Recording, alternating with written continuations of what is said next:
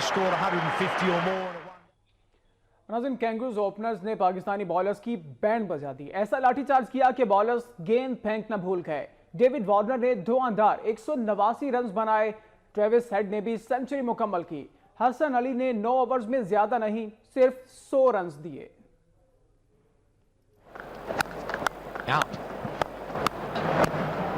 Oh, he takes it. What a stunning 100.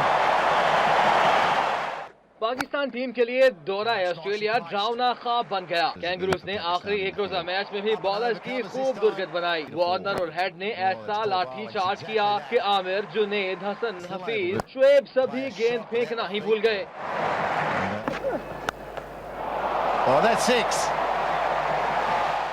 Warner ने Pakistani bowlers की एक न चलने दी और विकेट के चारों अतराफ शानदार स्ट्रोक्स लगाकर सिर्फ 128 गेंदों पर 189 रन बनाए। उनके इनिंग्स में 5 छक्के और 19 चौके भी शामिल थे। David Warner, 5th time he scored 150 or more in a one-dayer for Australia. Hasan Ali Australia के लिए सबसे सख्ती बॉलर साबित हुए। जुनेद खान ने भी कोई कसर न छोड़ी। कैंगरूज ने असर 11 के आखिरी एक रोजा मैच में जीत का ख्वाब ही चकनाचूर कर दिया। Fittingly, it's the cut shot that brings up maiden 100 for Travis Head.